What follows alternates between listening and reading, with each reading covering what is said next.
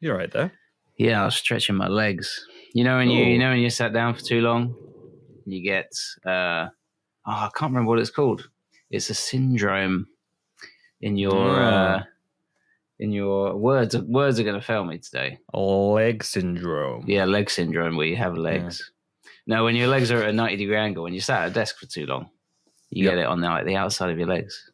Oh dear. IT band syndrome. That's what it's called. IT band. Yeah, it's to do with not your muscles, but your tendons, I believe. Check out the latest musical act, the IT band, where everyone... AT band syndrome. Did you say IT or AT? I think it's AT. I thought you said IT band. No, every member of the band gets an office equipment.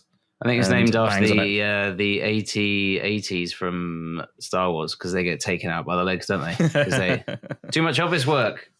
Yeah, sounds good. And to me. they're asked to climb through the snow and they can't do it because their tendons are weak. Oh dear. Anyway, this piece of Star Wars-based medical advice is brought to you by Chatting Pitch, not a sponsor. That's Chatting the name Pitch. of the show. The place where you can come to fix your AT syndrome. And by that, I mean those Star Wars guys. Yeah. When you've taken the action figure out of the box and you accidentally break it and you got to fix it. Happens to me all the time. Do you hate it when this happens to you? When your legs fall off and you've got to fix them? I absolutely, I despise legs. You know, I wish. Just in general, I wish legs like never existed. Life, or? Yeah, I wish legs never existed. I wish we could all just be floating around. Okay. Legless, like that video game character Rayman. No legs, just floating appendages. In the air. So not like in the sea, like an octopus or like a fish. No. I suppose an octopus has 8 legs, so that would be your most hated. I suppose that's your most detested creature on Earth, isn't it? The octopus. 8 legs. Octopuses, spiders. Who else has 8 legs? 8 people in front of me. Too many legs, mate. It's 4 people. 8. Well, not if they all have 1 leg. See what I'm getting at? Yeah, sorry, yeah. 4 people, or as you correctly jumped to, 8 one-legged people. Yeah. Speaking of legs, here's the jingle.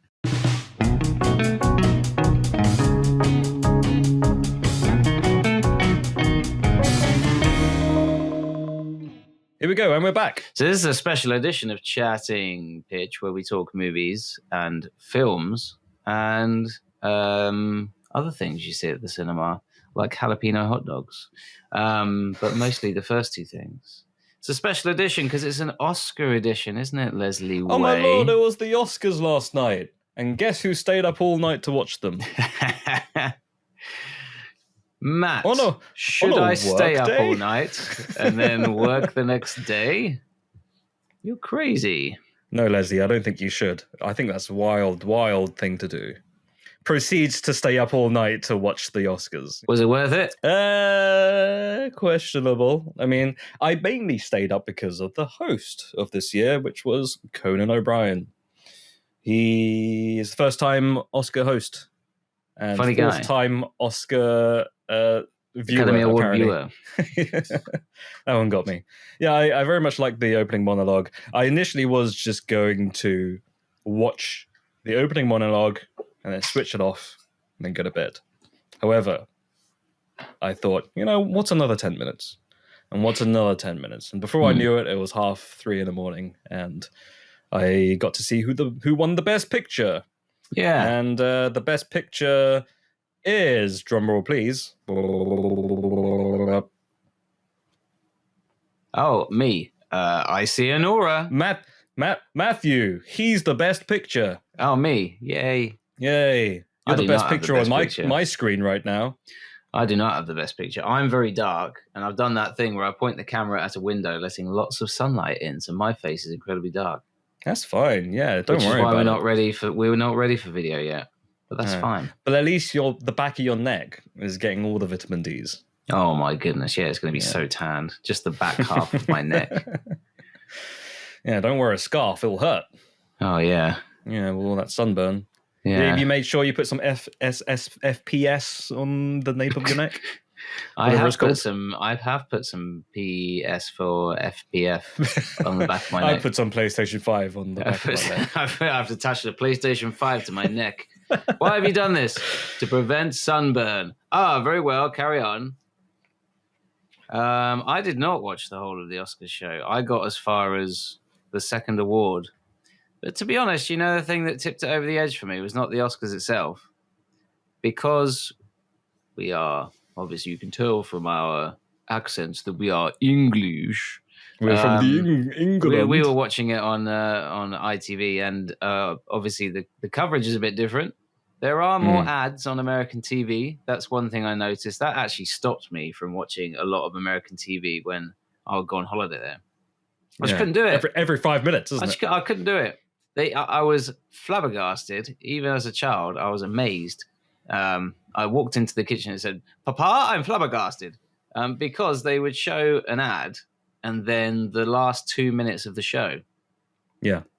And then the first 5 minutes of the next show, and then more ads. And it was just, horrible. Yeah. It always bothered me whenever I watched a chat show, whether it be Conan or whatever.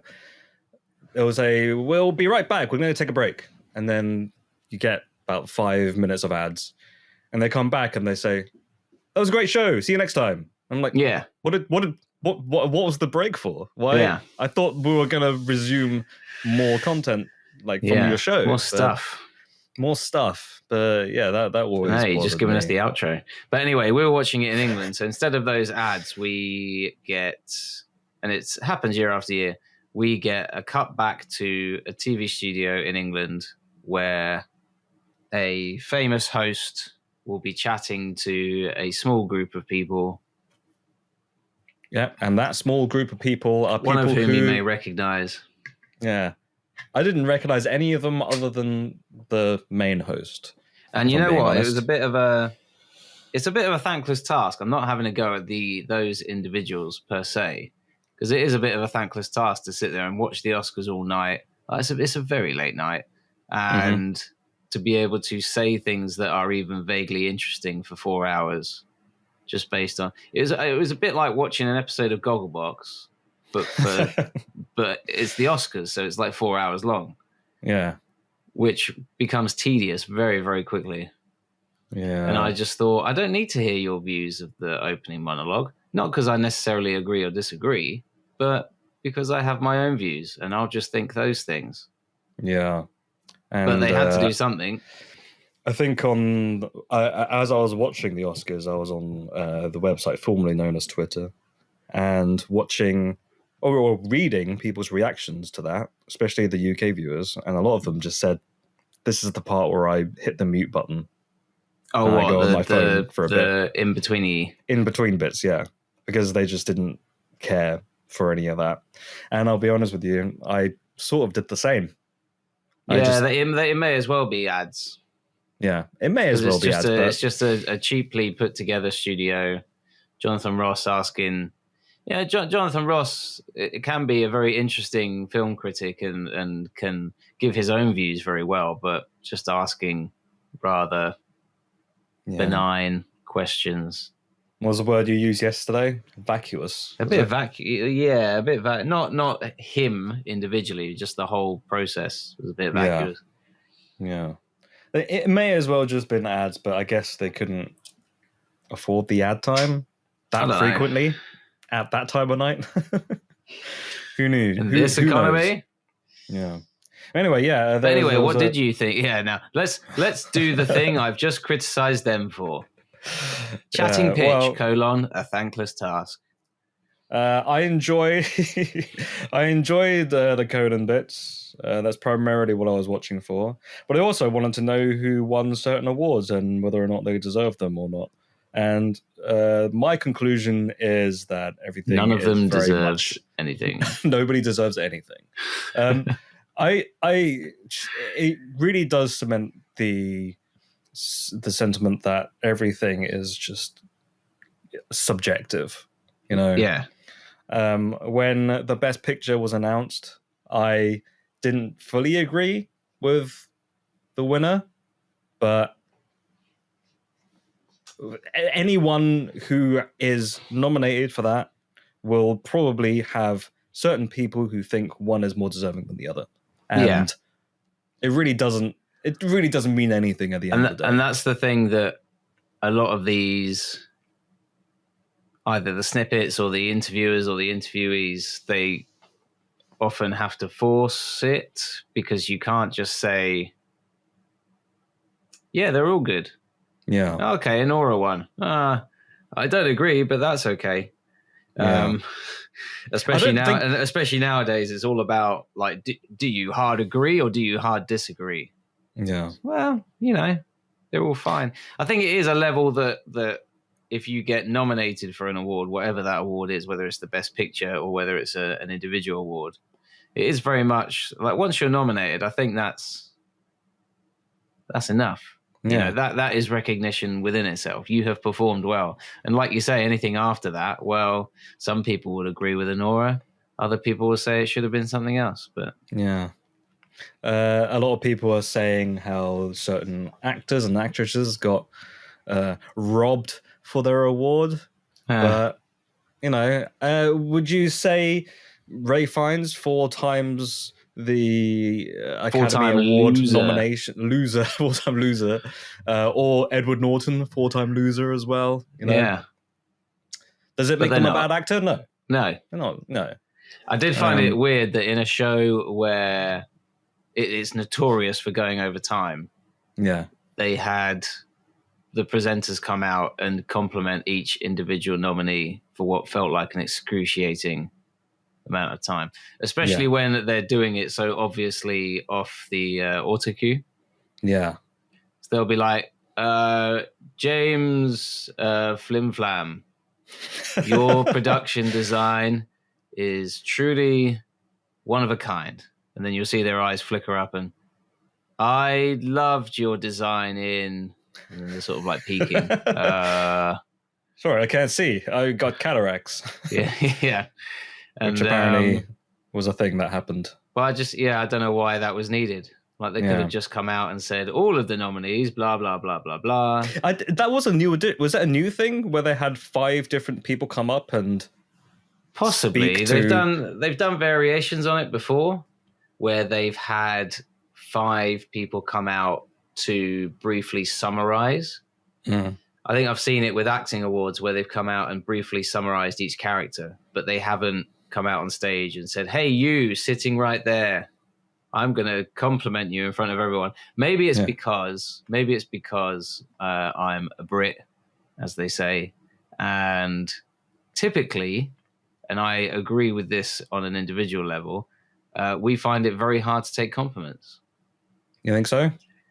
Whereas I think, and I think this is just in general, having been to America, been lucky enough to go to America quite a few times on holiday, I would say the main difference between English people and American people is that Americans are very, on the whole, like quite genuine and quite, I always forget the word. What's the opposite of like sarcastic? Sincere. Yeah, they're very sincere. Like whether that's a good or bad thing, I'm not saying. I think there's an element of being good with sincere, but also a staple of a British characteristic is being very dry and sarcastic. Yeah, and but also that element of like, I'm not going to let you sit here and compliment me. I'm going to say something self-deprecating, or I'm going to point out how awkward this is. Yeah, and that's why the Brits love cringe humor. Whereas I think Americans are maybe a bit more comfortable with sitting there and being told that they're really good at something. Please validate me. I need you. Well, the only needy ones were the actors. Yeah. Especially the ones that sit there looking so so sincere. Like, I don't know if it's genuine, but I don't know if I could live that sincerely. You know, I've just said that I live a more maybe sarcastic, self-deprecating life than the average person, but to be so sincere, you know, the ones that sit there and, yes, they're nodding along to everything, and Ariana Grande comes to mind. Again, this is not a critique. Maybe this is just her as a person, but I just can't imagine it's probably a different culture. I mean, I'm not American, so I wouldn't know. But I think if you were in a room full of a bunch of people who are like-minded, you tend to kind of mirror other people as well. And that's kind of why we are surrounded with so many people who are like-minded, and that's why we all hate it when someone says, "Hey, you have nice hair." You're like, "Go away. I don't need you to say that to me." Oh, Although I've got a receding hairline, so I've never had that happen to me. Yeah. And then when the best I've had is a child at the school that I teach at came up to me and said, "Hey, Mr. Smith, I love that triangle-shaped thing that your hair does." And they weren't taking the, I don't know what word I could say that isn't insulting. They weren't mocking me. Yeah. They were being genuine. They were being sincere. They're very sincere. And, you know, if they like something, they'll tell you. I just had to stand there and go, thanks. Thank you for the compliment of my triangle-shaped hair. You know what? There was one time, I guess on paper it would seem like a compliment, but I don't think it was. But I remember when I was around, I just graduated from university, and I got a new job at some editing house in Soho, and someone pointed out to me that I have an incredibly small forehead. And then I had never thought about that up until that point. And ever since then, I've not seen it, you know, the fact that I've got a very small forehead. But is that a backhanded compliment? Like saying, "Oh, your hairline is so good that your forehead is just tiny." It's a shame. Your hairline might as well be your eyebrows. But it's a shame. But I guess it depends how it was said.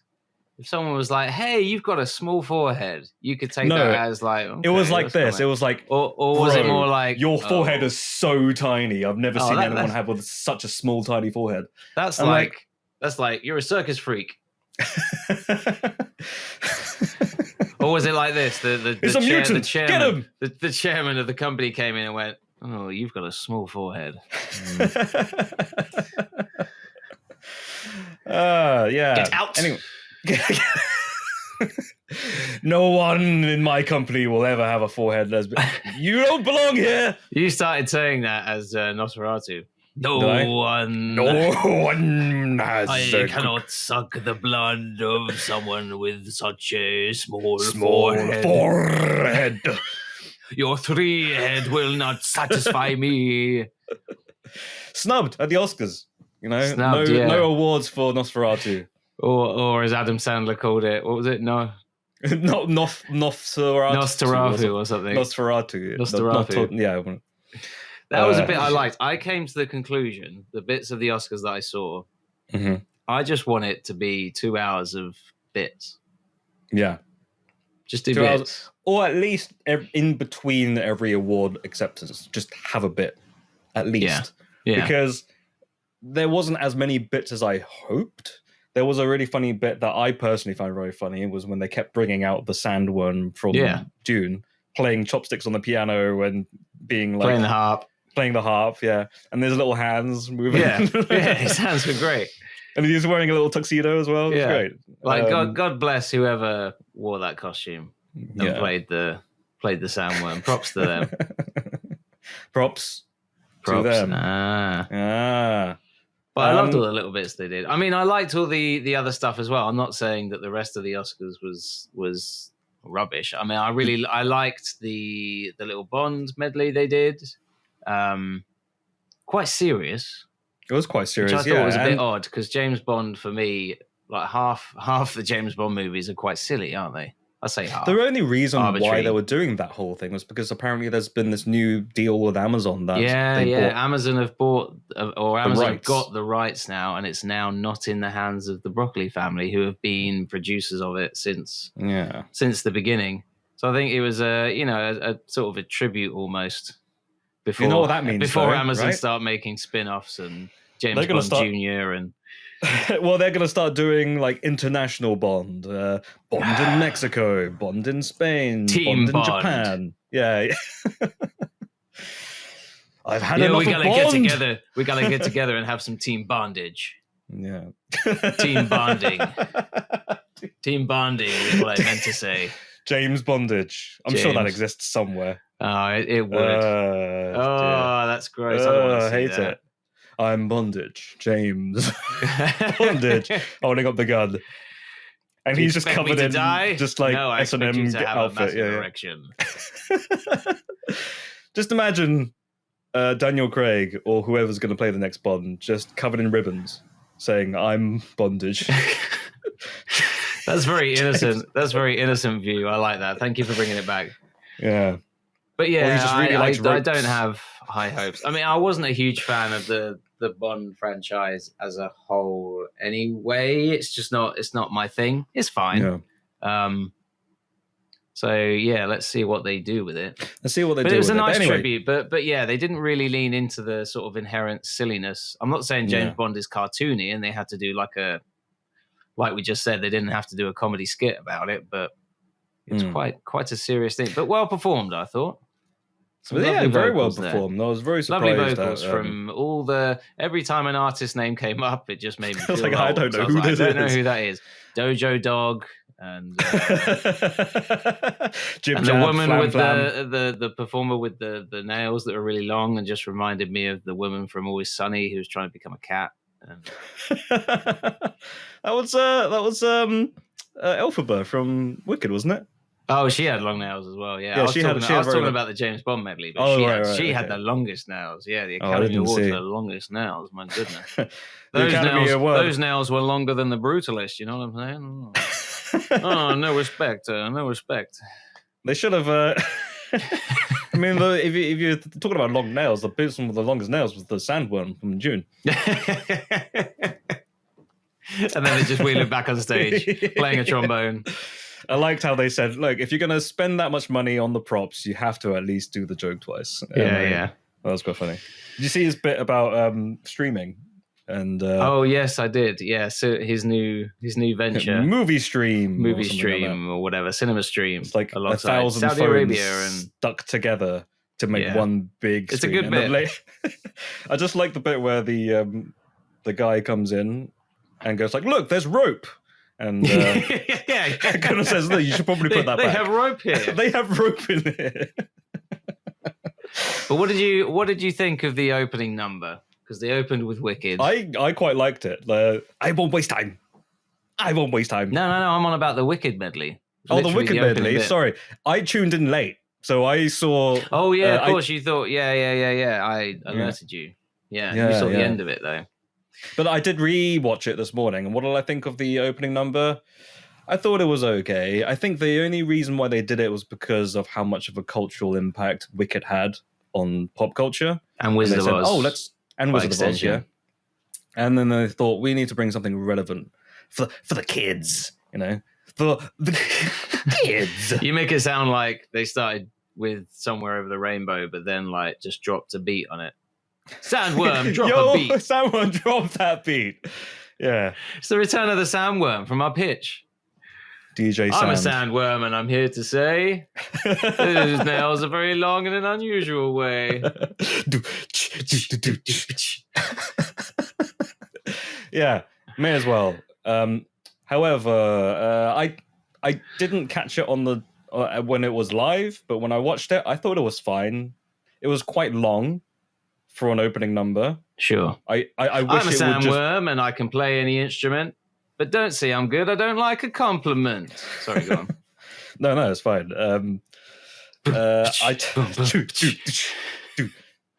Favorite bit of the season.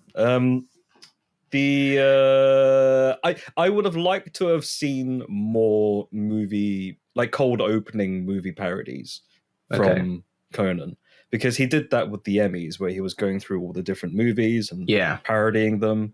They got to do one with The Substance, which you still, I'm assuming, haven't seen yet. I haven't seen The Substance, but I understood the reference, and yeah, I liked that opening sketch. I loved it when he just disappeared completely back at like as if he was like diving into water. Come here, Shoe. So yeah, I wish there was more of that, but he only did 2 pre-filmed sketches. I think it was just that opening bit and then that movie streaming thing. And I think what the general feeling of it was, we're going to poke fun, but at the same time, we're being quite sincerely, not kind, because that implies like a weakness, I guess. Well, not a weakness, but like they were being quite loving, I suppose, to the movies. So it wasn't in previous years where you've had the Golden Globes, and as much as I enjoyed it when Ricky Gervais was hosting, the Golden Globes in that period of time was very much like, I'm just going to attack everything. Yeah. Whereas this was, I'm going to poke fun, but also we love the movies. Yeah. Yeah. I think that's all that we have to say, really, about the Academy Award. Oh, yeah, there was a little bit of online discourse about so the Best Actor Award went to Adrian Brody from The Brutalist. Yes. And I don't know if you noticed, but right before he got up on stage, he forgot that he had gum. Oh, yeah. So he grabbed the gum and just chucked it at his wife. Are people making a thing of it? People were saying, "Oh, what a disgusting act to do! Like, you should have just like went up on stage and then apologized for having gum in your mouth instead of chucking it at your wife." One, he didn't chuck it at his wife. She held out her hands to offer. Two, when you're in that moment and you realize, and also you're aware you're being watched by hundreds of millions of people, if not billions. It's the armchair. It's like the armchair coaches watching a sports game. If I was there, I'd but one, you weren't there. Two, you weren't in the moment. You're sitting there in the comfort of your proverbial armchair. Oh, I can't believe people are making a thing of this. Yeah. He forgot his gum. His wife offered to catch the gum. He threw the gum to her. Like, was it a bit strange? A bit out of place? Yeah, I guess. Yeah. Who cares? I really wanted, towards the end of his acceptance speech, for Halle Berry to just jump up on stage and like neck him, like that's how he did to her, like back in the day. But apparently that did happen behind the scenes on the red carpet.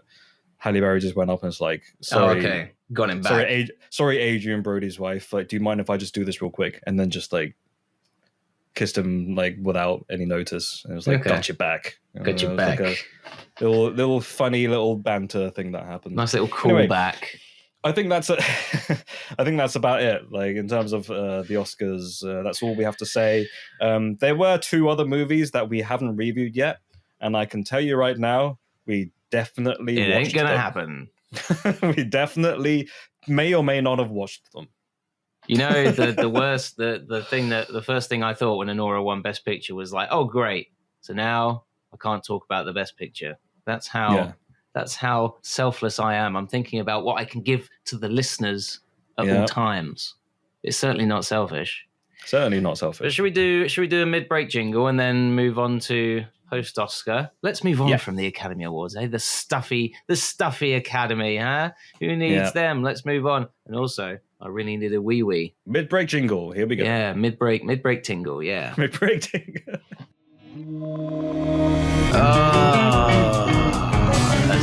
That's a relief. Smells just like bologna for some reason.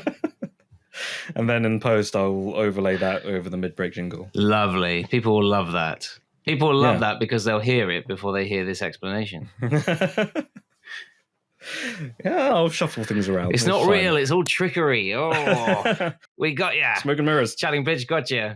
Let's talk about... I don't think we have much time to be able to do much pitching today. But what we can do is talk about movies that we'd recently watched. And there are a handful. Mm-hmm. Shall we go for... So, what have you been watching recently, sir? And let's see if I've watched them. Well, I haven't watched too many. I think you've been the one that's been reading lots. I've seen every movie. Watching lots, rather. I have seen all movies. When you sent me a list of things that you had seen, I thought, wow, Leslie has seen every movie in the world, including ones from outer space. as well. Including James Bondage. I had a choice between watching The Monkey and watching Heart Eyes, and I went with Heart Eyes. Yeah. And do you think that was worth it, or do you think it wasn't worth it?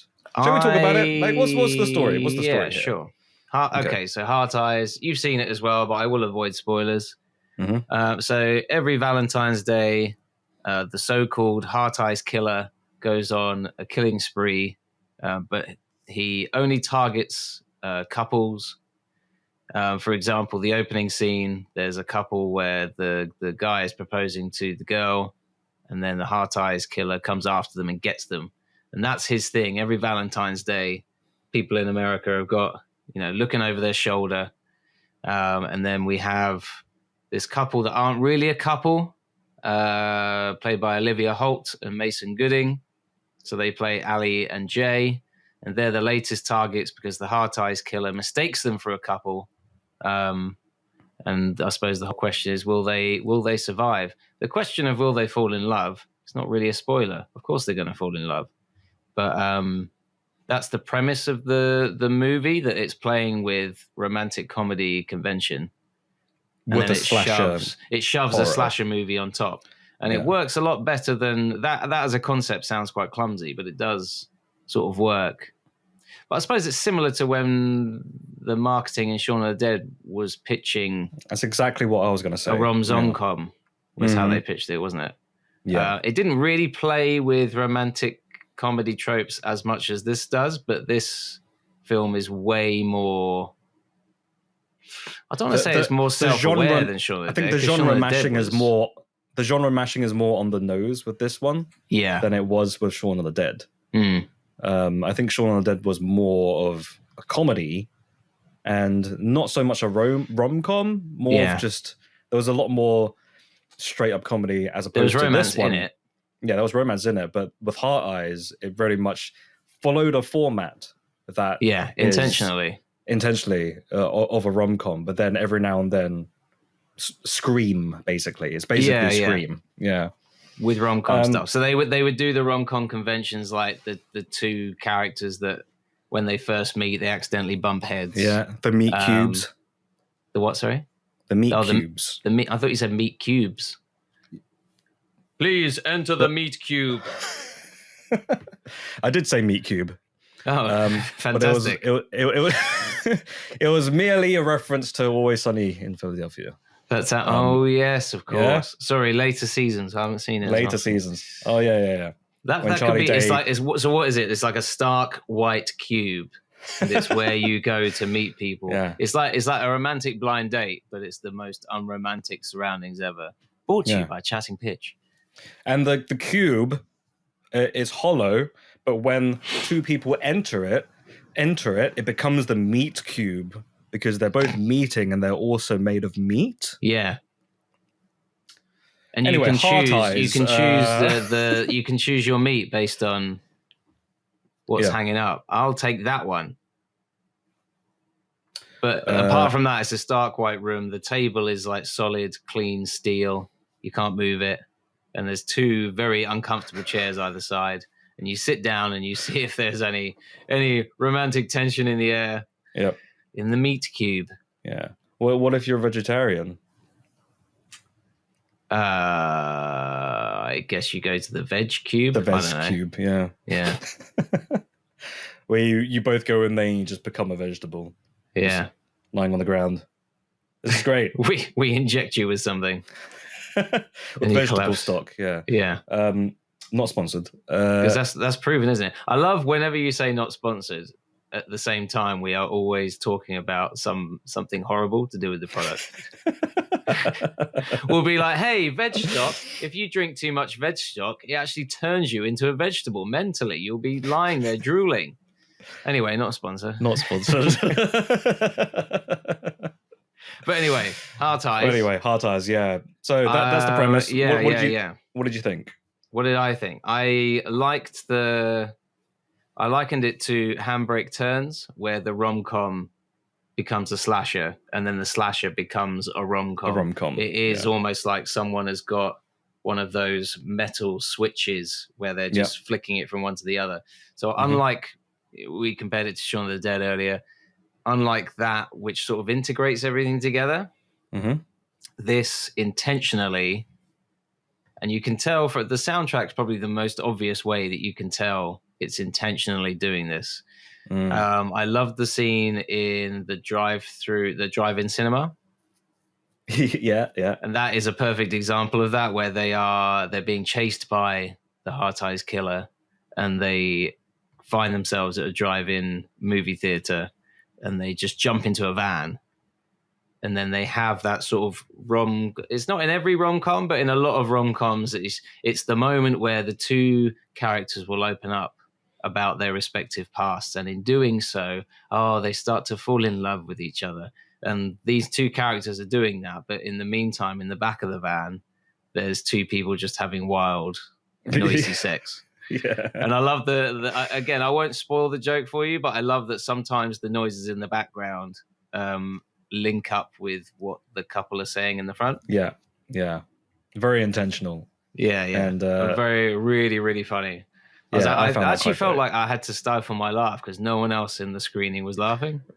The one other person, it started off. Oh my days! Yeah, one other person who, and like he was bigger than me as well. So I thought, oh my god, if he's going to kill me, that's just his choice. I've got no say in the matter. Yeah, I said to you, I don't know how people feel about this, but the only thing more disconcerting than being in a cinema by yourself is being in a cinema with one other person. So I was so thankful. Just as the trailers were starting to play, a few more people started to come in. Oh, thank God, I'm not going to get murdered now. Have you ever been in a cinema just by yourself, nobody else there? Once or twice. Yeah? Yeah. Gosh. You quickly forget. Do you think people who work there must find it incredibly... I guess they don't really care, do they? They're just there as a clerk, but it must be devastating for the cinema owner to be like, our movies are only getting one person per screening. I remember being by myself at a screening of something, and then you know how they sometimes come in with the infrared cameras to check that you're not like pirating or doing anything else crazy. And I just remember the second time they came in, I just remember waving and being like, still here. Still just me. Did you say still here? No, I didn't say still here. I wish you did. I just like waved at them in a sort of like, hey, it's me. I went and watched, I think I watched Moonfall in IMAX by myself. In IMAX by yourself? Jeez. It was the only screening that was available at the time, and I needed something to do because I was on my own. So I just went, you know what? I'm just going to go watch this on IMAX, and no one else was there. Okay. And I had somewhat of a great time. That's your private cinema. Yeah. It's my private cinema for the night. Yeah, it was great. But it's obviously a lot better when it's full. Yes. Anyway, we digress. Heart Eyes. Heart Eyes. Did you like those elements? I did. The handbrake turns and the harsh, like the needle cuts and. Yeah, I did. I can't. The only one that I do remember was the one that you just said. There was another moment where something really gory happens, and then suddenly just rom-com music starts playing, and they have this rom-com moment. Yeah. So whenever that happened, that was quite good. Like they'll both be covered in blood, but then you'll hear like soft strings playing over the top. Yeah. Yeah. But all in all, I don't think it's like genre defying. It's not like it's not going to win any awards really, but it's a nice little. It was a Valentine's Day release, wasn't it? So it was more aimed towards that. It's market. Funnier than I expected it to be. Yep. The trailer I saw made it look like a straight horror film, and I would say that's actually when Heart Eyes is at its weakest. Is when it's doing the straight horror stuff, because it's not incredibly scary. There's like some half decent jump scares. Yeah, the film is at its most engaging when it's doing the comedic bits. Yes, because that's the gimmick. I mean, that's the premise. Yeah, and it's a bit more cartoony, but that's fine. Yeah. But But no, yeah, that moment that you mentioned was probably by far the funniest bit of the movie. Just And there are other funny bits. Yeah, it's just a shame that the twist at the end is one that you can see coming from a mile away if you've seen any horror movie ever.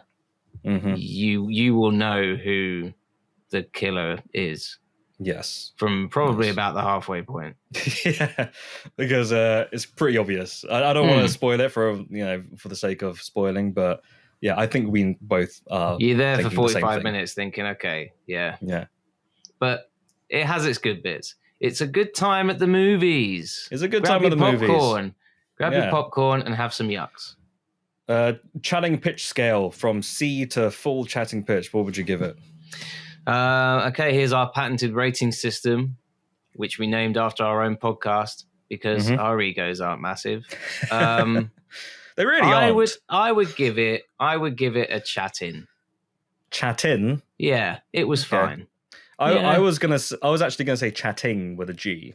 Yeah. I think maybe I enjoyed it a little bit more than you did. But I did watch it in the company of others, so we were all kind of collectively laughing together, whereas you was sitting next to a serial killer, so quite hard for you to enjoy the movie. No, I think he bought so much food and drink that I was like, this guy's not killing anyone tonight. Yeah. Did you look to your right and he was wearing the heart eyes mask? Yeah, but he had a jalapeno hot dog, so I was like, you're just enjoying yourself. All is forgiven. All is forgiven, sir, for bringing your stinky food in here. At one point, I thought that a fire has started. I was like, what is that smell? Are we about to be evacuated? And it was just again. Is this the same cinema as the one that flooded? The same cinema, yeah, with the flood. Not sponsored. I think it was a bit like the Oscars when it was doing the funny bits. Heart Eyes, I really enjoyed. Yeah, but all the other bits were like, okay, that's fine. Yeah, very meat and potatoes. Yes. Yeah. Even the design of the killer is very much okay. You've just transposed this character from Friday the 13th and put him here with a new mask on, and he does a Joker smile part of the way through, but it's with lipstick. Whatever. Anyway, that's that one then. That's Heart Eyes. I watched a few more other movies, by the way. Go on. I don't know if you have any desire to watch these anytime soon. Probably. But you have expressed that you don't do that well with horror. And do you think you gravitate towards more horrors if they have that sort of gimmick, like a horror mashup with a comedy? I just more think accessible for you? Not so much. I mean, I saw Longlegs based on the good reviews it was getting, and I'm surprised you didn't watch The Monkey because it was the same director as it was. Yeah, Longlegs. It was a choice between the two, and I'd heard The Monkey was quite funny at times as well. I would say I preferred The Monkey over Heart Eyes. Okay, as a film as a whole. In terms of comedy, I think Heart Eyes is probably... Actually, no, it's a different style of humor, really. I can't really say. But then at the same time, I was watching The Monkey with different people than I was watching The Heart Eyes with. And I don't know if you ever get this, but I think it's this psychological thing that if you are sitting with certain people with a specific brand of humor, and then you watch it with somebody else, some people might not find the same thing funny. Yeah, totally. It ends up rubbing off on you, and you're like, well, maybe I didn't find it funny either. And well, like I said, I was stifling my laughter because other people weren't laughing. But you don't want to be that one weirdo in the middle of the cinema who's like, clearly he's come in by himself. Yeah. And he's come to watch a horror movie, and he's sat in the middle of the screen just laughing by himself. Yeah. Anyway, with that being said, I watched The Monkey. I'll keep it quick. And The Monkey was directed by Oz Perkins, director of Longlegs. It's his venture into comedy, and I would say it's more of a comedy than a horror, if I'm being honest. I personally didn't find it very scary. It is very creepy, but it's not scary. I will not spoil the movie for you because you haven't seen it, and I think you have the intention to watch it because you were torn between Heart Eyes and The Monkey. So when you get to watch it, we'll chat about it more then. But I will say, performances were great all across the board. It was short. It was shorter than I thought it was. I think it was only like an hour and a half or something. Okay. Humor's quite dark. It's very much what they say, a black comedy. And I will just go straight to the rating. I'd say I'd give it a good. I think I'll give it a good chatting pie. Okay. I wouldn't say pit or pitch. It's not my favorite movie of the year, but there was a lot to like about it. But then sometimes I felt like some of the humor didn't land for me. Okay. And that's as much as I'll say. Okay. Yeah. There you go. So two rather hit and miss horror comedies. There was at the another same time. horror comedy that I watched. It's the year for horror comedies, apparently. I watched Companion. Okay. That was also a horror comedy. It was like a black comedy. God, everything's a black comedy these days. Trump, Zelensky, Richard Madeley. Get out of my house. You didn't say thank you. Anyway, this is enough of that. This is on the show about politics.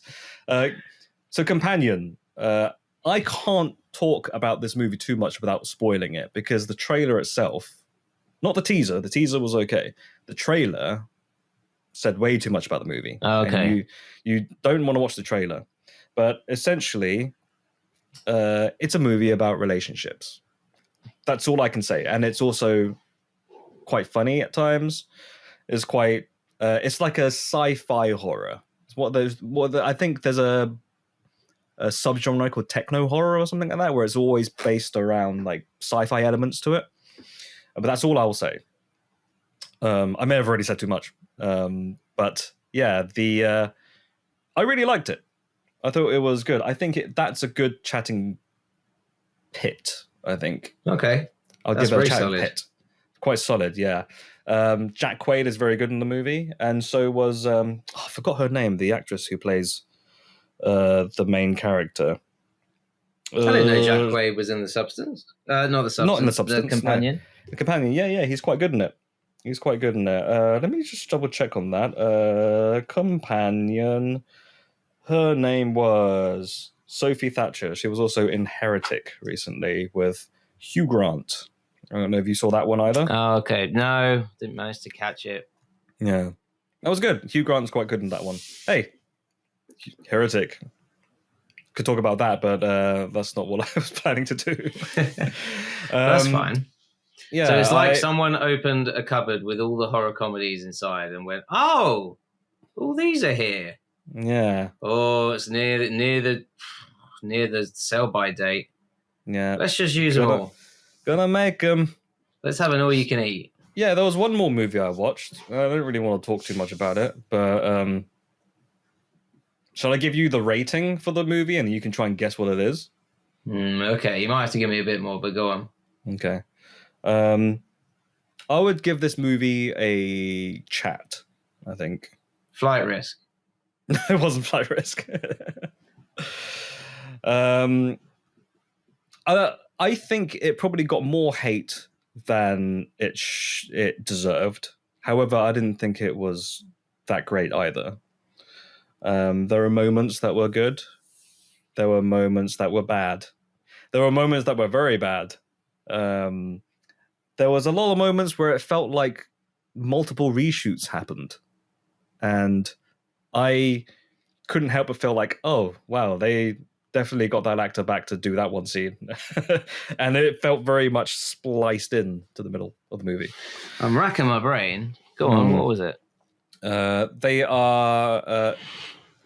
The studio is one of the major titans of the entertainment business. One would say there are the monopoly of the entertainment business when it comes to movies and TV. They own a lot of properties and they like to just buy out Disney properties. Movie. Yeah, technically a Disney movie, yes, but it doesn't have the word Disney on the front page. Was it a Marvel thing? Oh, was it? Yeah, it was that one. Yeah. Yeah. Captain America. Yeah, A Captain political America thriller. Yeah, Supposedly. If it was a political thriller in the same way Winter Soldier was a political thriller, it wasn't a political thriller. No. It was you know what the movie felt like to me? It felt like a filler episode of a TV show. Okay. Yeah. Right. Like the stakes weren't that big. If it happened or it didn't happen, it wouldn't have made much of a difference, I don't think. Wow. Yeah. Because you know what's crazy? The fact that the stakes did not feel high to you, and yet the main character has built-in stakes there ready to use. Because he's not a superpowered character, is he? No. The Falcon. He's a guy who's like had top training. Yeah. But he's not superhuman. He's not superhuman. Yeah, he's got tons of gadgets, but it's also that idea of, one false move and he's done for, isn't he? He's not like Captain America who can get like shots out of a cannon.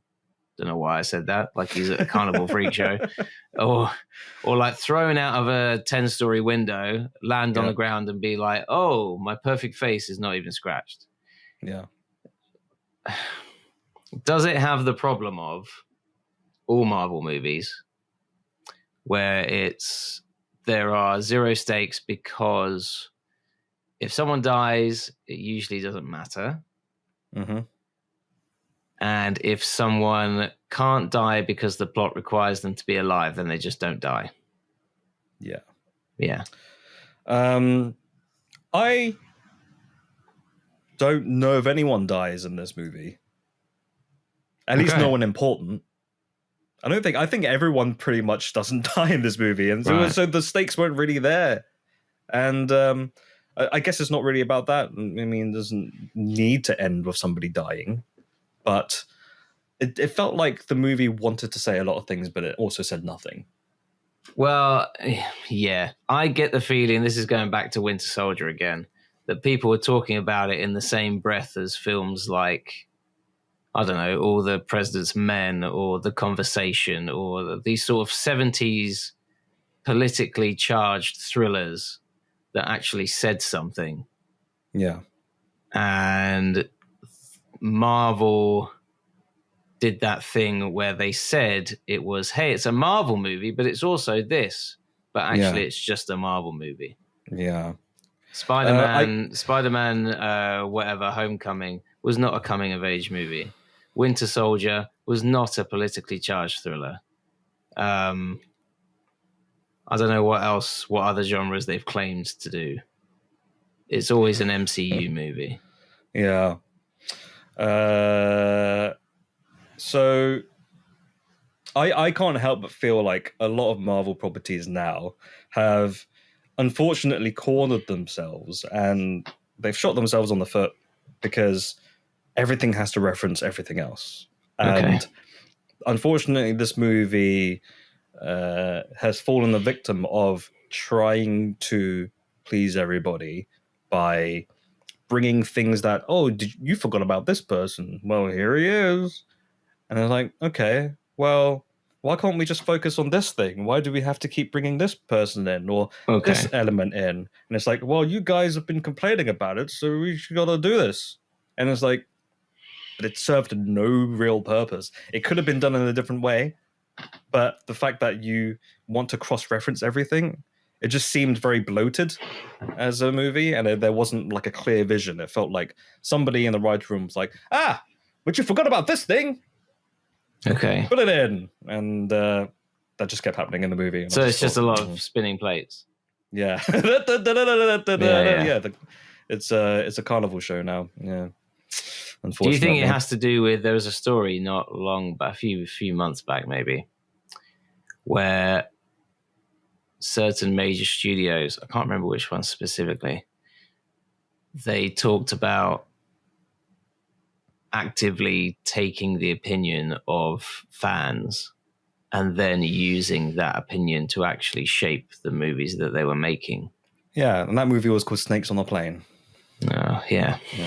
Well, Peter. What was another one?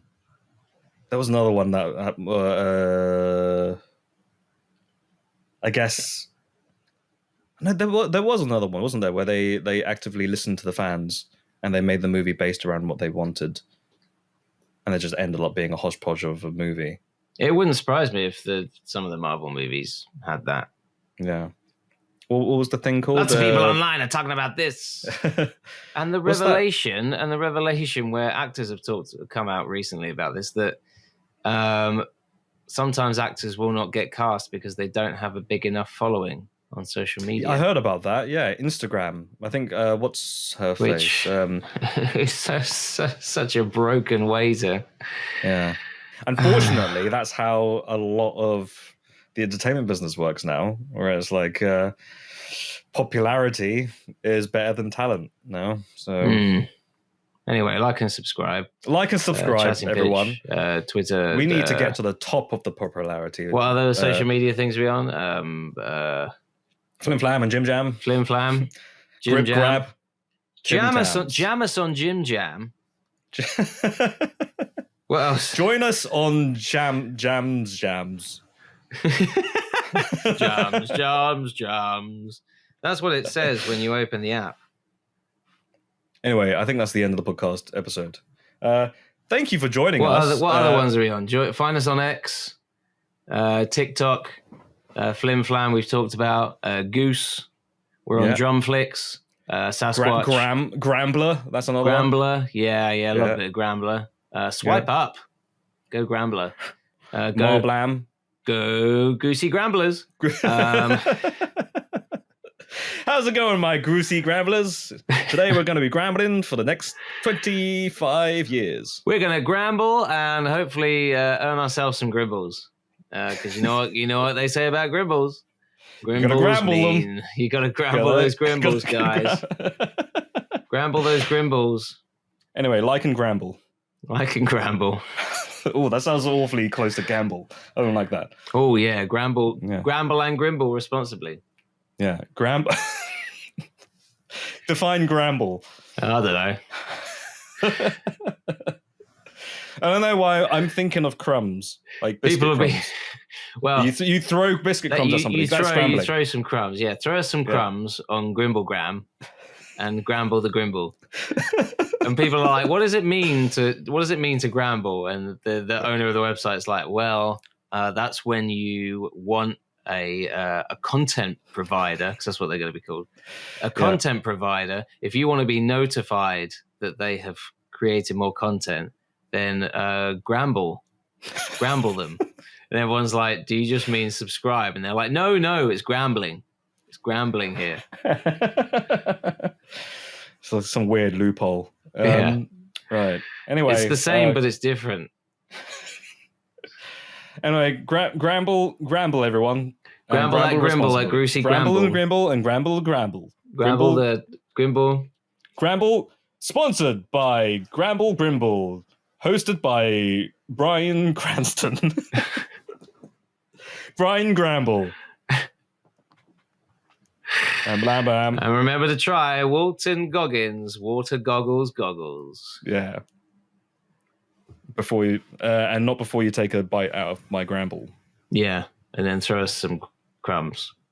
Gramble is like that. What was it in Megalopolis? That element, the Megalon.